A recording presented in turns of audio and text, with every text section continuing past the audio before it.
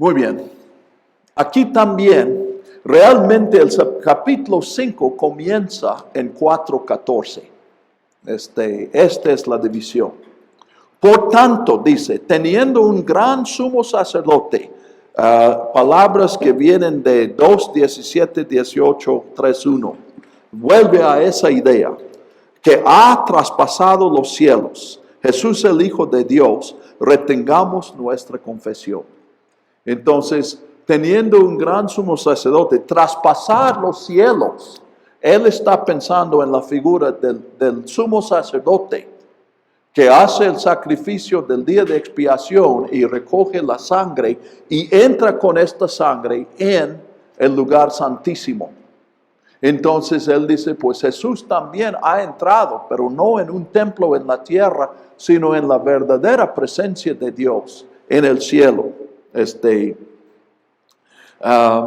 Entonces, en base de eso, porque Jesús, noten, aquí estamos en la misma paradoja. Nuestro gran sacerdote ha hecho todo y hará todo, y por lo tanto nosotros vamos a retener nuestra confesión, que implica nosotros vamos a hacer todo. Pero ya no estamos haciendo todo porque todo depende de nosotros. Estamos haciendo todo para agradecer a Él que dijo, nada depende de ti, todo depende de mí. Entonces es esta misma paradoja de las relaciones, la misma paradoja que nos lleva a la conclusión que en un matrimonio el 100% de la responsabilidad cae en el esposo y el 100% en la esposa. Entonces lo mismo, la diferencia es que un matrimonio es una reunión de iguales, pero nuestra relación con Dios es así. Entonces el todo que yo puedo poner no se compara con el todo que Dios pone. Pero no voy a hacer menos. Si me caso con una mujer rica, no me di cuenta a tiempo, pero ni modo, pudiera haber pasado. Y ella dice, ya yo tengo suficiente, entonces yo voy a poner todo aquí. Me entrega su cuenta y dice, ya, todo lo que tengo es para el beneficio de nuestra casa y nuestro matrimonio y nuestra familia. Entonces, ella dice, aquí yo tengo 100 millones de pesos. Úsalos, administralos para que vivamos bien. Entonces, yo digo, y parece absurdo, pero también parece lo correcto.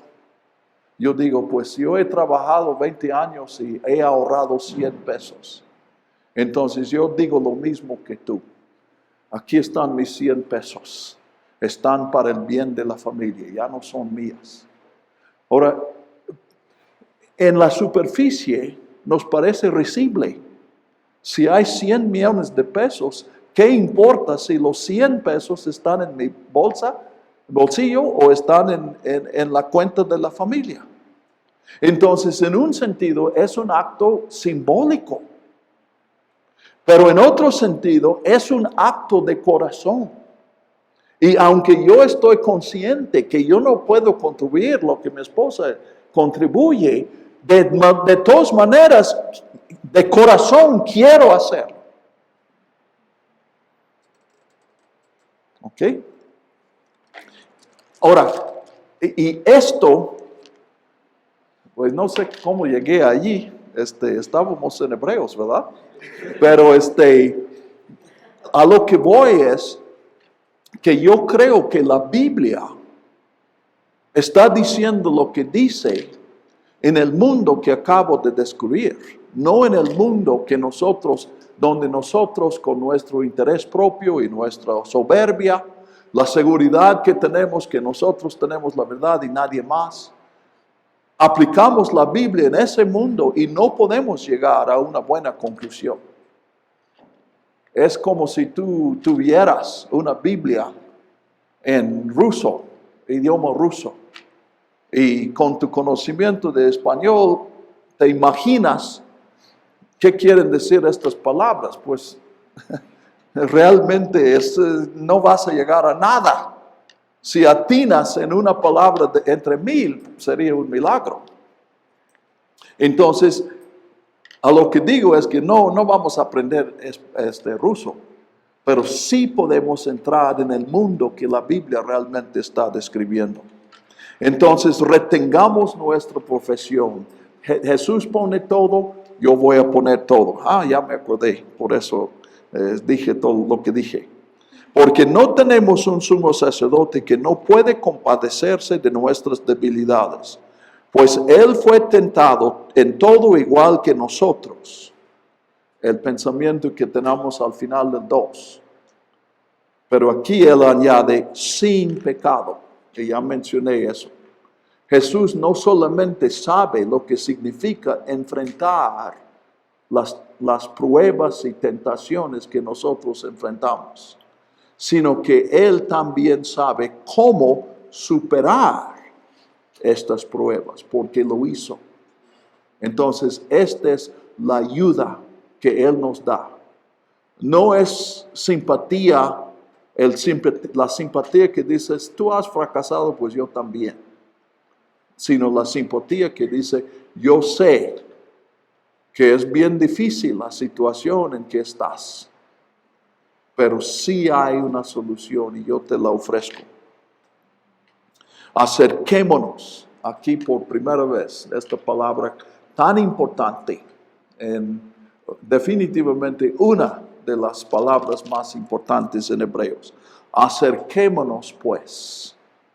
Y aquí hay mucho más que simplemente el uso de la palabra en este contexto. Vivamos una vida de acercamiento. ¿Acercándonos a quién? ¿Cómo? A Dios. Y si nos acercamos a Dios, eso es por medio de Jesucristo. Entonces, acercarnos a Jesús.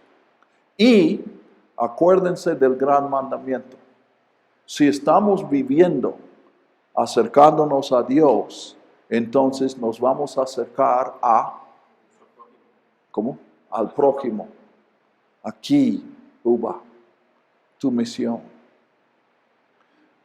Cada una de estas personas que yo no conozco, pero tú tienes una imagen de ellos más que en tu mente, en tu corazón. Estás aprendiendo a amar a esas personas. Y Dios te está diciendo, por este tiempo, este es el medio para que me ames a mí. Yo no necesito nada, pero mis hijos tienen necesidad. ¡Qué privilegio! Sí es una responsabilidad más de lo que podemos hacer, pero la confianza que Dios nos ha dado y ha dicho, a ver qué puedes hacer para mostrar tu amor hacia estas personas.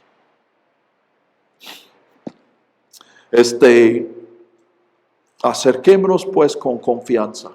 Y aquí al trono de la gracia. Más adelante es acerquémonos a Dios, pero aquí al trono de la gracia, pues obviamente eso es a Dios. Pero trono, ¿qué está diciendo de Dios? Eso debe ser fácil. Efraín, ¿sí dijiste algo? Es un rey. Ok, sí. Estamos acercándonos a un rey. Uno que tiene autoridad y recursos para ayudarnos. Y es un trono de la gracia, es trono de gracia. Es un rey que nos tiene afecto. Un rey que quiere ayudarnos. Entonces va a usar esos recursos para nosotros. Con confianza. La confianza que Él nos ha dado. Confianza aquí no es tanto una actitud pues algunos en la clase, yo estoy viendo que tenemos uno o dos que hablan con confianza y muchos que prefieren no decir nada. No es una cualidad personal. Esta confianza es confiar en su palabra. Él ha dicho Entonces, es como si yo voy a Los Pinos y toco. ¿Qué se le ofrece? Estoy aquí para ver a Jorgito. ¿Qué creen ustedes que son las probabilidades que voy a ver a Jorgito? Puede ser que veo el interior de si me pongo recio, de una cárcel, pero que voy a llegar a la oficina del presidente es muy dudoso. Pero uno puede llegar con confianza y decir, es que me citó. El presidente me dijo que viniera. Entonces yo puedo tener la confianza que voy a llegar con el presidente porque él me dijo, ven. Pues esta es la confianza. Venimos al trono de Dios con confianza porque Él nos ha hablado. Y estamos respondiendo a su invitación. Para que alcancemos misericordia y hallemos gracia para el oportuno socorro. Me gustan estas palabras, misericordia y gracia. Viniendo a Dios vamos a recibir misericordia por el pasado. Ojalá que ustedes estén viendo en esta semana errores que han hecho. Cosas que dices, caray, eso no lo hice bien. No, ni siquiera sabía lo que debía hacer.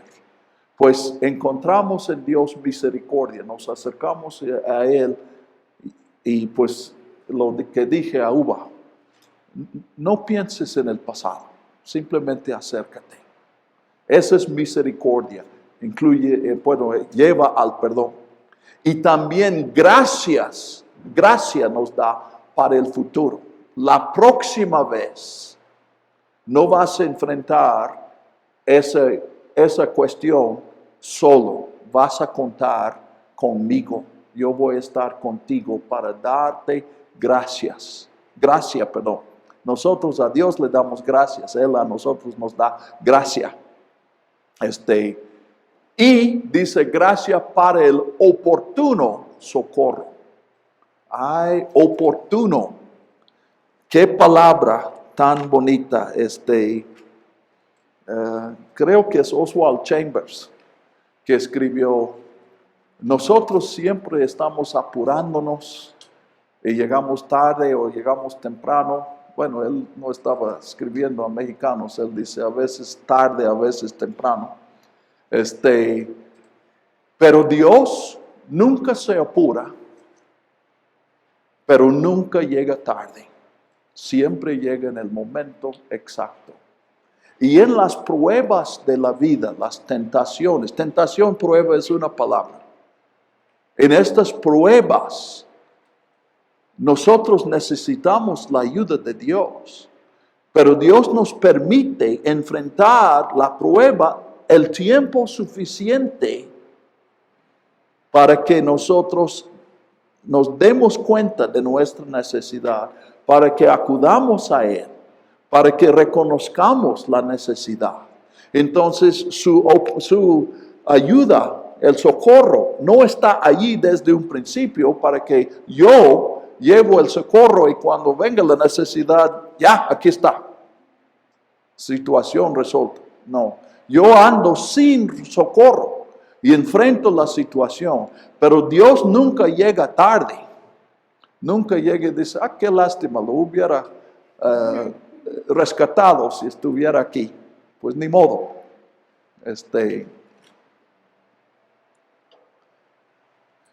Sino que Dios llega en el momento exacto. Y el momento que Él decide para darnos el socorro es el momento en que necesitamos. Ahora nosotros no sabemos cuándo es ese momento, pero Dios sí sabe.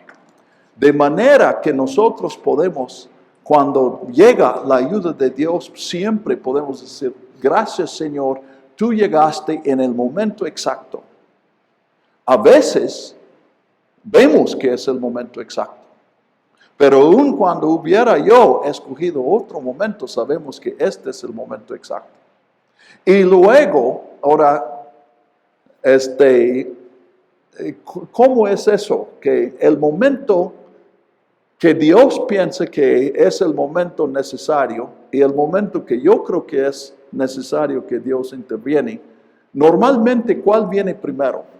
¿Entienden lo que estoy diciendo? Normalmente Dios llega con su ayuda antes de que yo pensaba que necesitaba o después. Es casi siempre después. Entonces, en esta situación que estamos diciendo, Señor, ¿no ves la necesidad? Ya necesito tu ayuda. En lugar de esta ansiedad, podemos aprender a decir, gracias, Señor, que no llegaste en este momento que yo pensaba que era el momento oportuno. Porque si tú has escogido un momento posterior, es porque un momento posterior es mejor para mí. Y tú lo sabes. Yo confieso que yo me equivoqué. Yo pensé que no podía aguantar más. Pero tú me has dicho que sí puedo. Gracias, Señor. El oportuno socorro.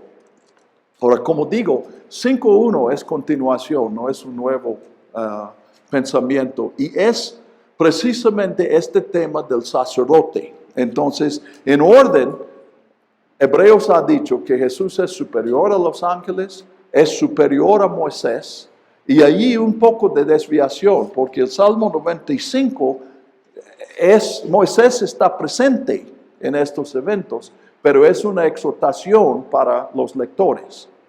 Ahora, tercero, Jesús es el sacerdote superior.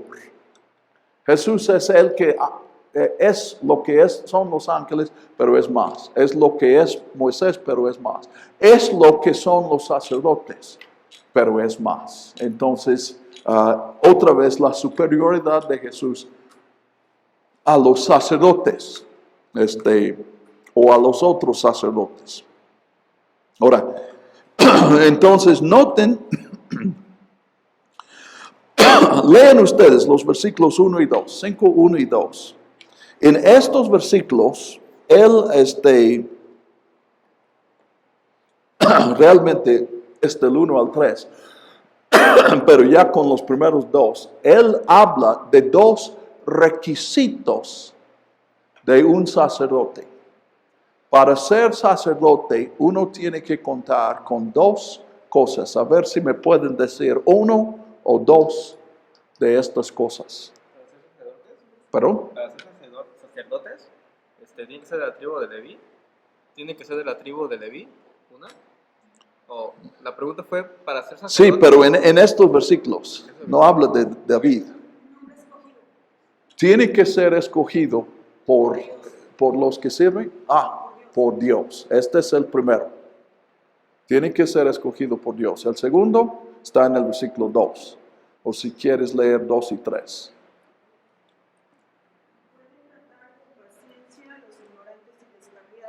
Porque él también está sujeto a las mismas debilidades.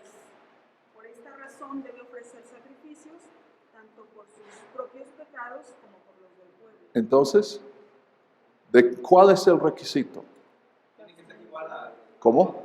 Tiene que ser paciente. Tiene que ser paciente. Pero no es cualquier paciencia. No, porque es igual al... Tiene que ser igual. Tiene que ser uno de los que representan. Y por eso es paciente, y por eso es comprende su situación. Entonces, los dos requisitos es que tiene que ser una de las personas a quienes representa, y tiene que tener nombramiento por Dios. Ahora, aquí en estos versículos hasta 10 hay un quiasmo. Quiasmo se basa en la letra G de griego, que se ve como no es X, pero se ve como X. Entonces, la idea es A, B, B, A. Entonces, un quiasmo es como en la Biblia, Jesús dice, no echas tus perlas ante los cerdos, ni des lo sagrado a los... No, dice, no des lo sagrado a los perros, ni eches tus perlas ante los cerdos, porque las pisotearán y volverán y te atacarán a ti. Entonces, quienes pisotean las perlas son los cerdos, quienes atacan a el que les dio lo santo son los perros.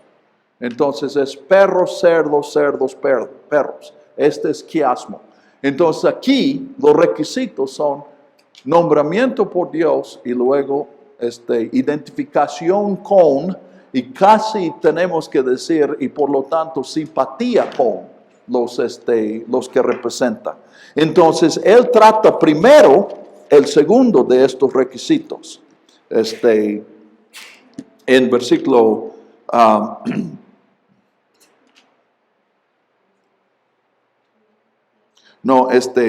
perdón. Analicé un poco malo aquí. El versículo 1 es más general. Todo sumo sacerdote que es tomado de entre los hombres es constituido para servicio a favor de los hombres delante de Dios, para que ofrezca ofrendas y sacrificios por los pecados. Es general. Su trabajo es ofrecer sacrificios, lo hace a favor de las personas, lo hace ante Dios. Entonces, los requisitos son 2 al 4, 2 y 3. Él puede sentir compasión de los ignorantes, extraviados, porque él también está rodeado por debilidad, y por causa de su debilidad debe ofrecer sacrificio tanto por sus propios pecados como por los del pueblo. Entonces, el primer requisito es la simpatía, y se identifica con ellos en su debilidad. Y por tanto, en el versículo 3, la prueba de eso es que el sacerdote no solamente hace sacrificios por el pueblo, sino también tiene que hacer sacrificios por sus propios pecados y los de su familia. En general, eso es cierto. Los sacerdotes normalmente todos los días están ofreciendo sacrificios por personas que vienen a ellos. Pero también se espera que cuando ellos descubran un pecado en su propia familia o en su vida, deben dar sacrificio por eso. Pero el autor está pensando en el día de la expiación. Levítico 16. No sé qué tanto conocen del día de la expiación. Viene en septiembre o principios de octubre. Y es un día en que se hace sacrificio por el pueblo de Israel. Y ese día es el único día en que una persona entre en el lugar santísimo. ¿Conocen ustedes el templo? El borrador se me escapó.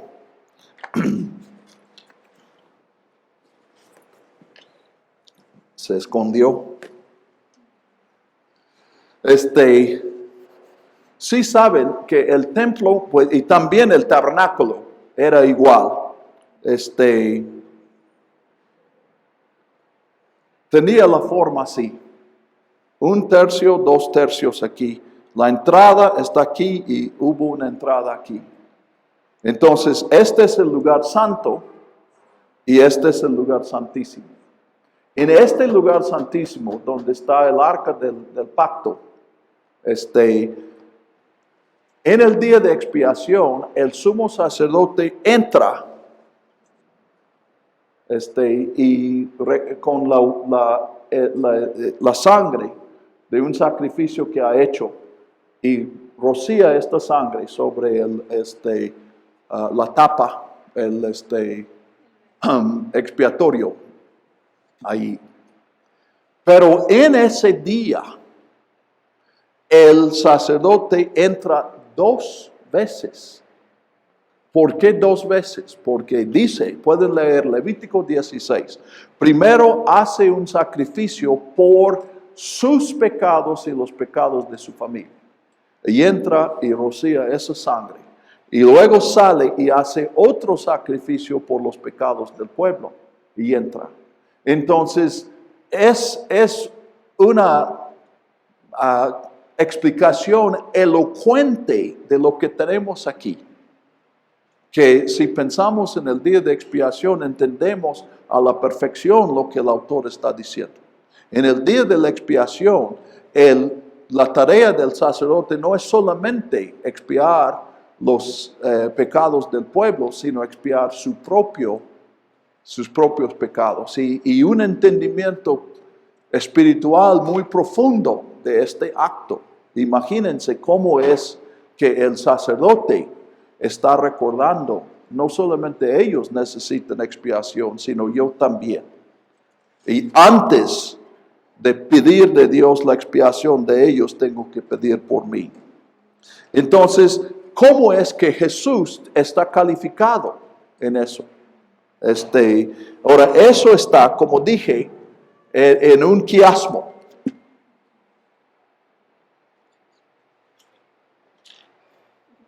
Sí, entonces, el quiasmo, bueno, sí, ya estoy brincando, discúlpenme, volvemos a 4.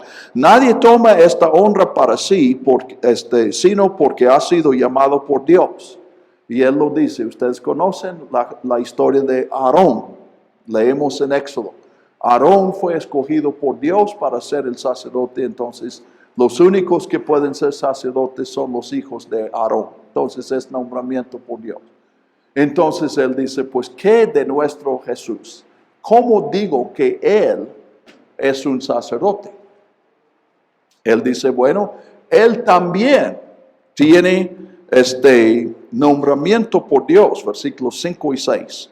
Así también Cristo no se glorificó a sí mismo para ser hecho sumo sacerdote, sino que lo glorificó el que le dijo, Hijo mío eres tú, yo te he engendrado hoy. Una cita del Salmo. ¿Cómo? Hijo mío eres tú, yo te he engendrado hoy. Salmo 2, una cita que ya vimos en el capítulo 1. Y como también dice en otro lugar, tú eres sacerdote para siempre según el orden de Melquisedec. Ahora, no hemos visto antes esa cita, pero ¿de dónde viene? Salmo 110. Y se acuerdan que sí hemos visto al Salmo 110. Entonces, él está diciendo eso. Ahora, el segundo no se entiende, se entiende muy bien. Decimos, sí, Jesús, este Salmo está diciendo, Dios está escogiendo al Mesías como su sacerdote. El primero es un poco más difícil de entender porque el Salmo 2 está hablando del Mesías, pero no dice sacerdote. Pero la lógica es que Dios es quien escogió al Mesías. Entonces, cuando combinamos los dos, lo escogió también para ser sacerdote. Entonces, Cristo tiene la segunda calificación. Fue escogido, llamado, nombrado por Dios. También tiene la primera, y aquí yo creo que es otro lugar donde me lleva a adoración, me lleva a entiendo que no entiendo. La palabra de Dios me lleva a entender que no entiendo. Entonces 7, él está regresando a eso. Tiene que identificarse con las debilidades de las personas que representa. Ya estoy afinando más lo que dijimos antes. ¿Y ven el problema? ¿Cómo puede un hombre que nunca pecó, cómo puede identificarse con nuestra debilidad, que somos pecadores? Entonces vamos a ver qué dice. Cristo, en los días de su vida física, habiendo ofrecido ruegos y súplicas con fuerte clamor y lágrimas al que lo podía librar de la muerte, fue oído por su temor reverente. Ahora,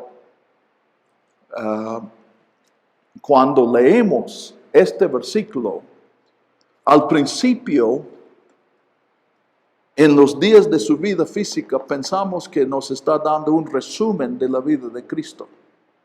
Pero cuando terminamos el versículo nos hemos dado cuenta que Él está hablando de un evento específico en la vida de Cristo. ¿Y qué evento es ese? ¿Perdón? ¿Getsemaní? Sí, Getsemaní. Entonces, examinemos eso. Y tenemos varios problemas aquí. Primero, ruegos y súplicas, clamor, lágrimas, eso no es ningún problema. Al que le podía librar de la muerte, pues sí, él está orando a Dios que podría librarlo de la muerte.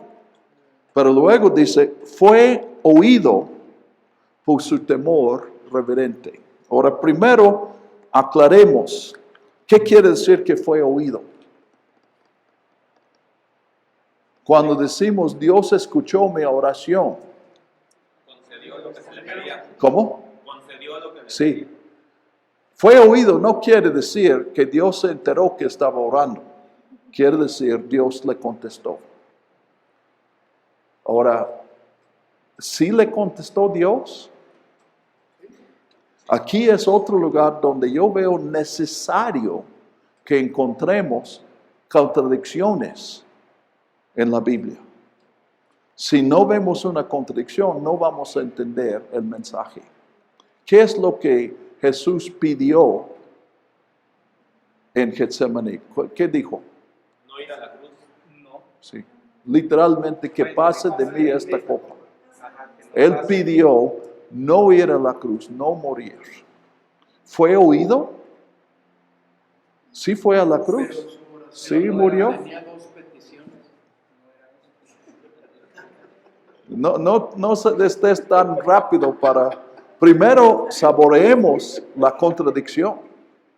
No fue oído. Ahora, pero sí, como David está diciendo, nosotros todos pensamos, sí, pero no es lo único que dijo. Sí dijo que no muera. Pido que no muera. Pero luego dijo, sin embargo, no se haga mi voluntad, sino tu voluntad.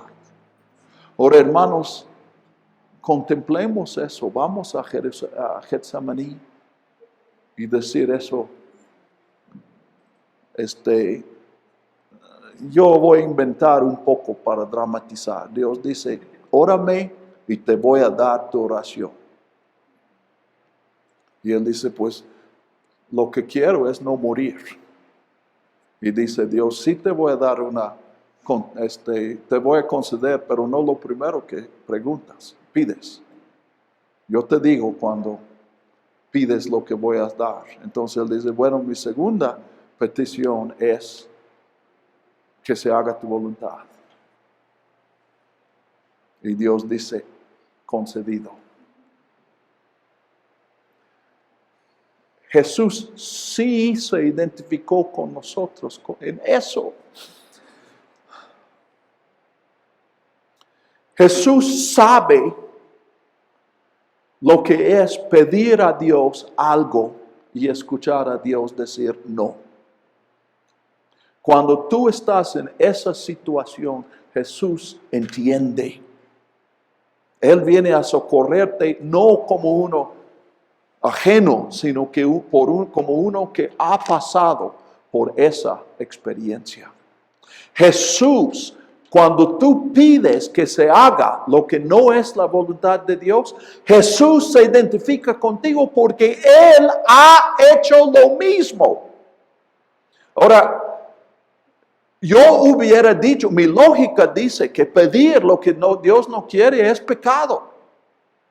Pero no puedo seguir a mi lógica porque Jesús pidió eso.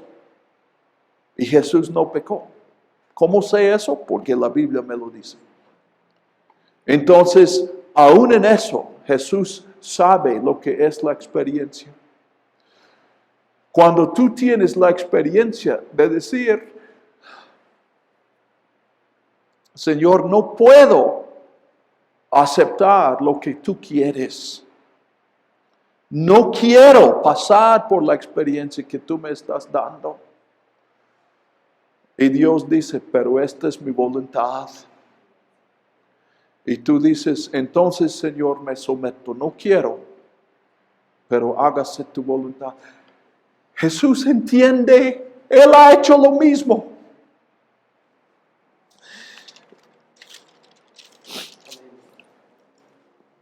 Entonces, aunque era hijo, aprendió la obediencia por lo que padeció. Tenemos un dicho, si no duele, no sirve. Si conocen inglés, dice, no pain, no gain. Y ese tipo de aliteración, o sea, el sonido, no pain, no gain. Hebreos usa un dicho que casi seguramente no es de su, o sea, lo toma, ya existía eso. Y el dicho era ese, bueno, ya. Yo hubiera consultado eso, yo pensé que lo tenía. Pero los verbos sufrir y aprender suenan semejantes. Entonces mañana les voy a decir, porque eso es interesante. Pero Dios me está humillando otra vez. Ya ven que ser pastor en otro país de una iglesia de 5 personas no es suficiente para humillarme. Entonces Dios me permite que se me olvida el griego. ¿Alguien no trajo un Nuevo Testamento? Bueno, gracias. ¿Ese?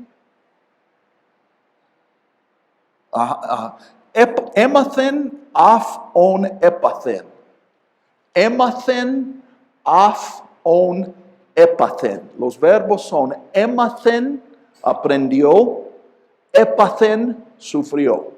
Y pueden escuchar, es una letra de diferencia. Entonces, emathen af on epathen. Y él dice, aunque era el hijo, o sea, ¿qué quiere decir hijo? ¿Qué quiere decir hijo de Dios? Pues el hijo de Dios es un hijo obediente, porque ese es el carácter de Dios, no peca, no rebela.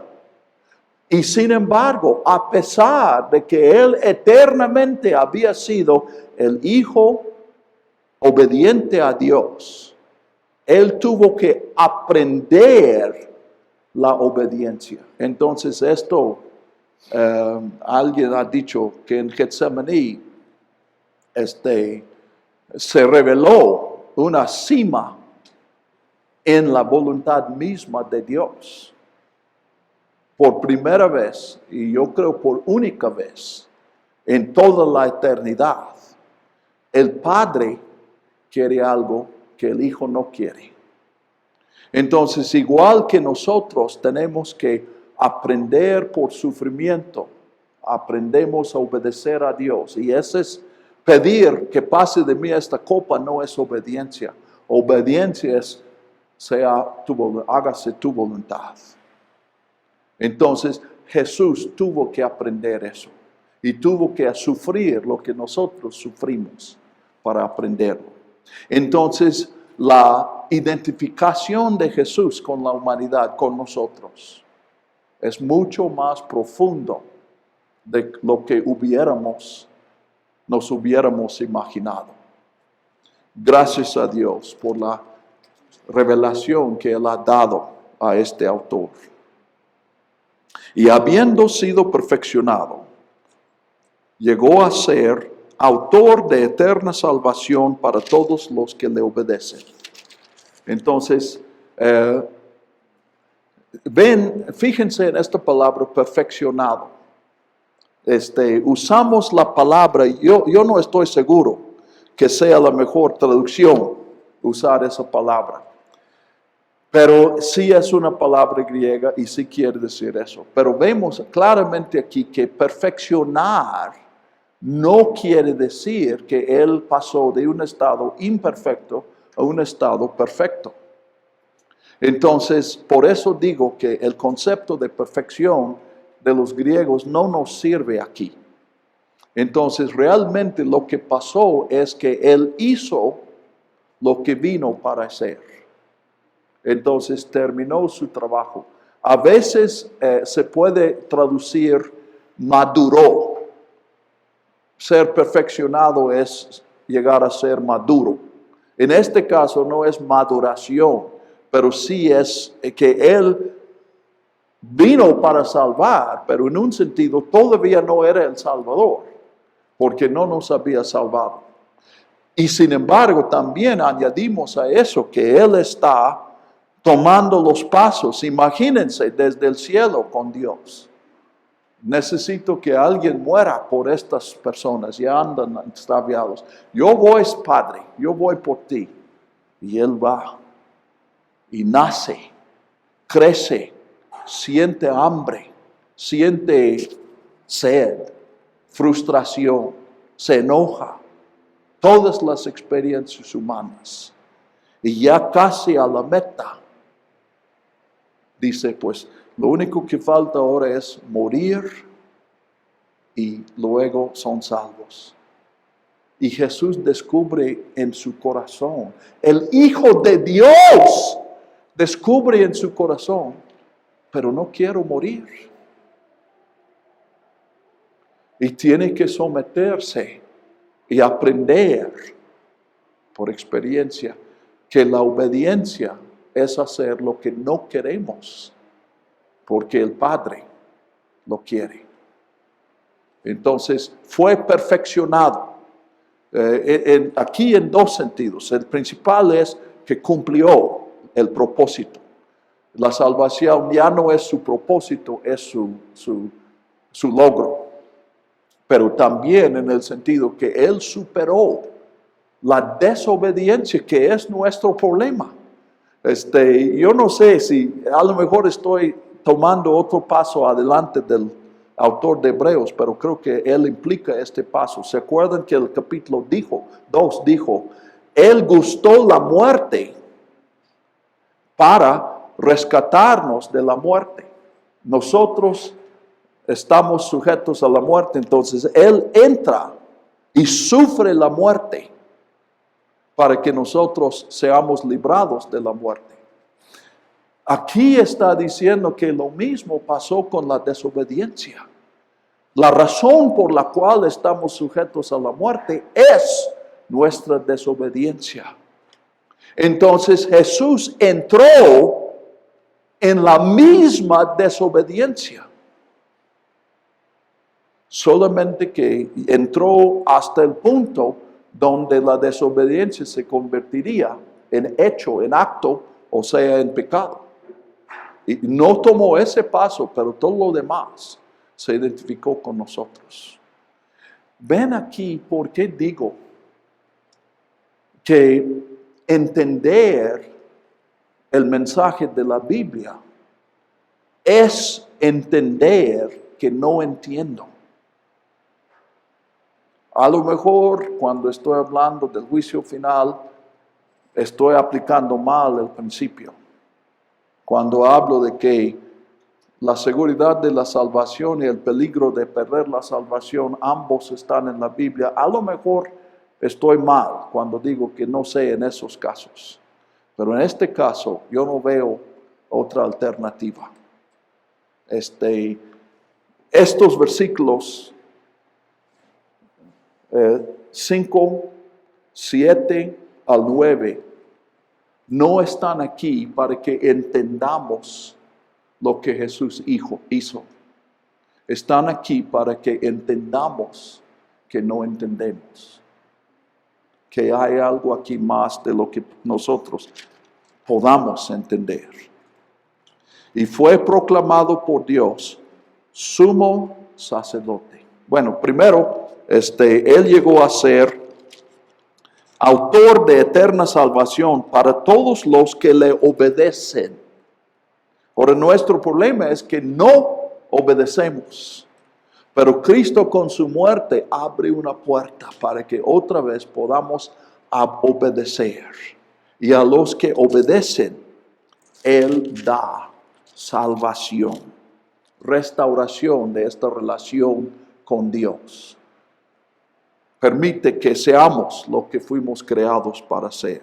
y fue proclamado por Dios sumo sacerdote según el orden de Melquisedec. Otra vez entienden, pregunto, ¿entienden que sumo sacerdote según el orden de Melquisedec es una frase que toma del Antiguo Testamento? Lo va a desarrollar, lo va a explicar en el capítulo 7. Pero esa no es una especulación. No es el autor quien hace la comparación entre Cristo y Melquisedec. ¿Quién hizo esa comparación?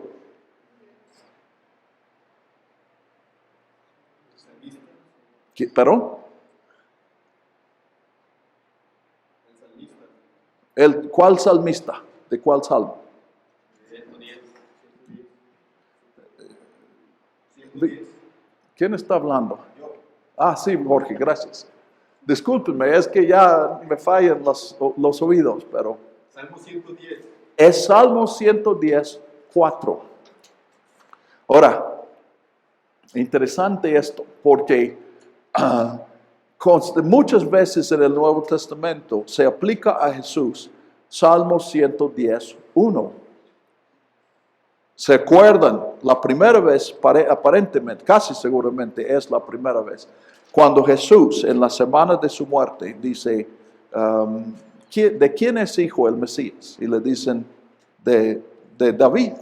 Y él dice, entonces, ¿por qué dice David? El Señor, o sea, Dios, dijo a mi Señor, el Mesías, siéntate a mi diestra hasta que ponga a tus enemigos por estrado de sus pies. Entonces, la diestra de Dios es una expresión que encontramos en cartas, en otras partes del Nuevo Testamento. Sus enemigos debajo de sus pies es una figura que encontramos 2 o 3 veces en Pablo, creo que en Pablo.